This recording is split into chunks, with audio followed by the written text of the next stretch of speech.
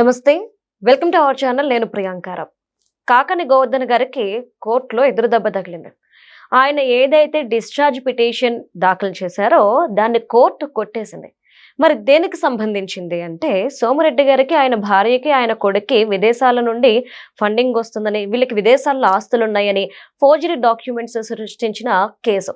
మరి ఈ కేసుకు సంబంధించి అప్పుడు కోర్టులో చోరీ జరగడం, ఈ కేసుకు సంబంధించిన పేపర్లు దొంగతనం జరగడం కూడా జరిగింది. మరి ఈ నేపథ్యంలో కాకాని గోవర్ధన్ రెడ్డి మీద అనేక కేసులున్నాయి.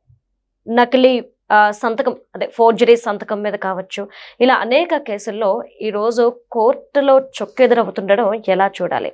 మరొకసారి కాకాని గోవర్ధన్ రెడ్డి జైలుకి వెళ్ళడం తప్పదా? దీని మీద డిస్కస్ చేద్దాం. మనతో పాటు ప్రముఖ పొలిటికల్ అనలిస్ట్ డివి శ్రీనివాస్ గారు ఉన్నారు. ఆయనతో మాట్లాడదాం. నమస్కారం సార్. నమస్తే సార్, అంటే కాకాని గోవర్ధన్ రెడ్డి గారి మీద చాలా కేసులు ఉన్నాయి. ఆల్రెడీ జైలుకి వెళ్ళడం, రావడం కూడా అయిపోయింది. మరొకసారి వెళ్ళక తప్పదేమో అనిపిస్తుంది ఈరోజు కోర్టు ఇచ్చిన షాక్ చూస్తుంటే. మీరేమంటారు? దొంగలు సాధారణంగా ఎక్కడ పడతారు? ఇళ్లల్లో పడతారు, లేకపోతే బ్యాంకుల్లో పడతారు, కోర్టుల్లో పడతారా? తెలియదు సార్.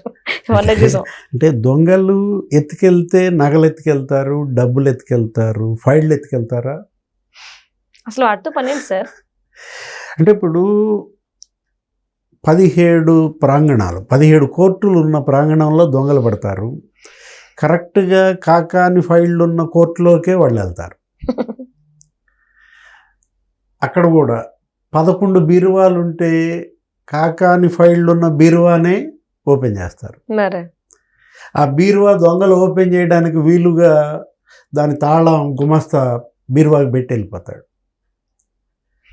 దీనిపై సిబిఐ విచారణ. అదే అసలు ఒక 80 మంది సాక్షులు, 400 పేజీల డాక్యుమెంట్లు, అసలు క్లీన్ చిట్ ఇచ్చి పారేశారు. అంటే పవర్ ఉంటే క్లీన్ చిట్ దానంతటి అదే ఎలా పరిగెత్తుకొచ్చుద్దాం. అంటే ఇప్పుడు ఇక్కడ ఏంటి, సోమిరెడ్డి చంద్రమోహన్ రెడ్డి మాజీ మంత్రి, సుదీర్ఘ రాజకీయ అనుభవం. అతను ఏంటి, ఆయనకంట మరి మలేషియాలో ఆస్తులు ఉన్నాయంట. ఆయన కొడుకేమో హాంకాంగ్లో ఆస్తులు ఉన్నాయంట. ఆయన భార్య జ్యోతి అనుకుంటా, మేడం జ్యోతికి సింగపూర్లో ఆస్తులు ఉన్నాయంట. 1000 కోట్ల ఆస్తులు ఉన్నాయి అంటూ సోమిరెడ్డి చంద్రమోహన్ రెడ్డి అసలు మనీ లాండర్ అన్నట్టుగా ఫోర్జరీ డాక్యుమెంట్స్. అంటే అసలు బ్యాంకులకు సంబంధించినటువంటి డాక్యుమెంట్సే వీళ్ళు పుట్టించారు. అసలు నువ్వు ఊహకే నీకు అతీతం అన్నమాట. మనం అసలు ఊహించలేము. OCBC bank, RHI bank, my bank, DBS bank ఉన్నాయా sir? Bank of China, royal bank of Canada, ఒక్క వరల్డ్ బ్యాంక్ తప్ప అన్ని బ్యాంకుల పేరు మీద అకౌంట్స్ పుట్టించి అకౌంట్ నంబర్లు కూడా చెబుతూ ఈ బ్యాంకులో ఇంత ఉన్నాయి, ఈ బ్యాంకులో ఇంత ఉన్నాయి, సోమిరెడ్డికి ఎంత ఉన్నాయి, కొడుక్కి ఎంత ఉన్నాయి, భార్యకి ఎంత ఉన్నాయని 1000 కోట్లు లెక్క తేల్చాడు. అంటే పదవి కోసం, గెలుపు కోసం వీళ్ళు వెదజల్లే బురద ఏ స్థాయిలో ఉంటుందంటే, దానిపైన ఆయన పాపం వేసాడు, కేసు వేసాడు, పరువు నష్టం కేసు వేసాడు. అది ఏం జరిగింది? ఈ విధంగా చోరీ. దీనిపైన ఇది ప్రజాప్రతినిధుల కోర్టుకి ఇవ్వడానికి లేదు అని డిశ్చార్జ్ పిటిషన్ ఏదో ఇస్తే అది కొట్టేసింది. ఇప్పుడు మీరు చెప్పింది ఈరోజు, ఇవాళ ఇప్పుడు తాజా వార్త. అది ఎట్టి పరిస్థితుల్లో మీరు హాజరవ్వాల్సిందే, కోర్టుకు హాజరవ్వాల్సిందని న్యాయాధికారి ముందు హాజరవ్వమంది. ఇవాళే హాజరవ్వమంటే ఆయనేమో ససేమిరా, నేను ప్రజాప్రతినిధుల కోర్టుకి నేను ఈ కేసు వెళ్ళడానికి వీలు లేదని ససేమిరా అంటున్న పరిస్థితి. అంటే ఇప్పుడు ఫోర్జరీ డాక్యుమెంట్ల సృష్టికర్త కాకాని గోవర్ధన్ రెడ్డి, ఫోర్జరీ సిగ్నేచర్ మీరు అన్నది మరి ఇంట్రోలో కూడా చెప్పాడు. ఏంటి అసలు ఈయన ఎవరి సంతకం ఫోర్జరీ చేశాడో తెలుసా? సాక్షాత్తు ఎంపీ సంతకమే ఫోర్జరీ. మాగుంట శ్రీనివాసరావు ఆయన పైన కేసు పెట్టారు. అదేంటి, గ్రావెల్, సర్వేపల్లి రిజర్వాయర్లో గ్రావెల్ తవ్వకం కేసు. మాగుంట శ్రీనివాసరెడ్డిని విచారణకు రమ్మన్నారు. ఆయనకి నోటీస్ వస్తే అర్థం కాదు. అసలు నాకేంటి సంబంధం? ఇప్పుడు ఆయన చేసే వ్యాపారం, సుదీర్ఘ రాజకీయ అనుభవం, వాళ్ళ అన్న ఏది మాగుంట సుబ్బరామరెడ్డో లేకపోతే ఆయన వదిన మాగుంట పద్మావతి, వీళ్ళందరూ వాళ్ళు పనిచేశారు ఏది దాంట్లో. అట్లాంటి శ్రీనివాసులు రెడ్డి మాకు లిక్కర్ వ్యాపారం ఉంది కానీ గ్రావెల్ తవ్వుకోవటం ఏంటి, అసలు సర్వేబుల్ రిజర్వాయరు నేనెప్పుడు పెట్టాను లెటర్ అంటే, ఇదిగో ఇది మీ లెటర్ ప్యాడ్, ఇది మీ సంతకం అవునా కాదా. ఇక అప్పుడు నా సంతకం ఫోర్జరీ చేశారని. ఎవరు ఫోర్జరీ చేశాడంటే కాకాని గోవర్ధన్ రెడ్డి.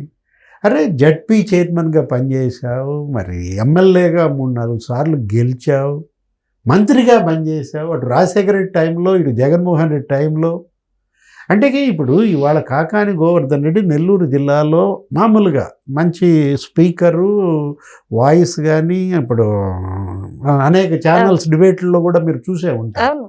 అట్లాంటి కాకాని గోవర్ధన్ రెడ్డి ఇవాళ ఈ పరిస్థితి వచ్చిందంటే, అంటే క్రిమినల్స్, పొలిటీషియన్స్ ఒక సన్నటి గీత ఉండేది.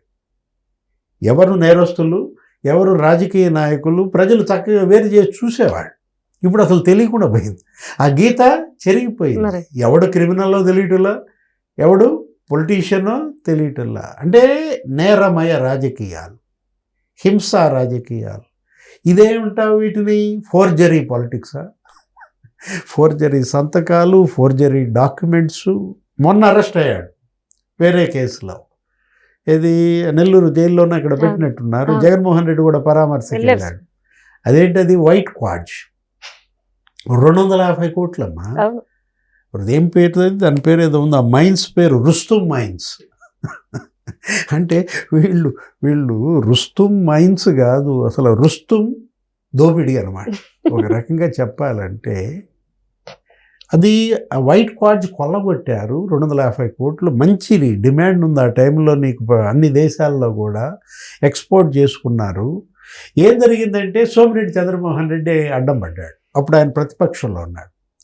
ఆయన 3 రోజులు అక్కడే టెంట్ వేసి ఇక అక్కడే దీక్షలాగా అప్పుడు బైఠాయించాడు ఆ మైన్స్ దగ్గర.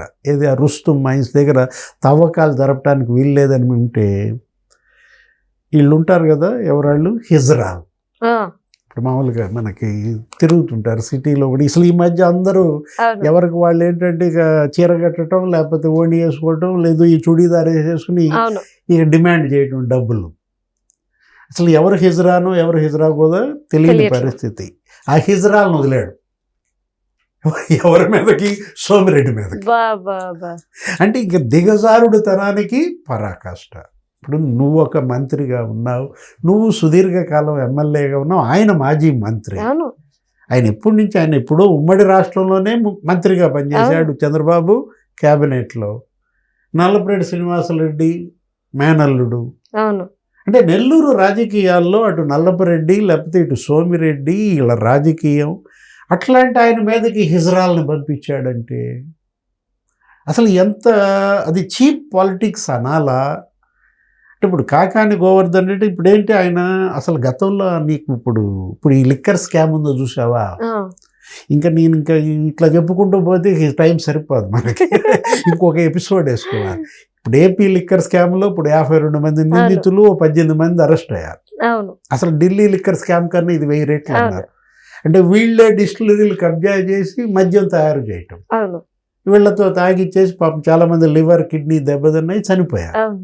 ఆ కేసు ఇప్పుడు దీన్ని మించిన కేసు అప్పట్లో ఏది, అసలు జగన్ సీఎం కాకముందే ఇతను మద్యం తయారు చేశాడు, చేయించాడు. అప్పట్లో ఎప్పుడు 2014 ఎన్నికలు నేను చెప్పేది. ఇప్పుడు 2019 ఎన్నికలు కాదు, 2019-24 మధ్య లిక్కర్ స్కామ్ కాదు. 2014కు ముందే గోవా నుంచి మద్యం పట్టుకొచ్చారు. ఆ మద్యం బాగా చీప్ లిక్కరు, నాసిరకం మద్యం తయారీ, వాళ్ళెవరో తయారు చేసే వాళ్ళని పట్టుకొచ్చి వీళ్ళే నెల్లూరు జిల్లాలో మద్యం తయారు చేయించి, అంటే నాటు సారా అనాలా, దాన్ని మద్యం అనాలా, నాటు మందు, అసలు చంపేశారమ్మా. అప్పట్లోనే 2014 ఎన్నికల్లోనే ఇతనును రామిరెడ్డి ప్రతాప్ కుమార్ రెడ్డి అని ఆ కావాలి ఎమ్మెల్యే, వీళ్ళ మీద కేసులు, ఒక 32 మంది మీద కేసులు ఉన్నాయి అప్పట్లో. ఈ నకిలీ మద్యం, ఈ చావులు. అంటే ఈ రాజకీయం అసలు ఎంత దుర్మార్గ రాజకీయం అనాలా, నీచ రాజకీయం అనాలా? ప్రజల ప్రాణాలు తీసి వాళ్ళకి నకిలీ మద్యం తాగబోయించి అధికారంలోకి రావడం.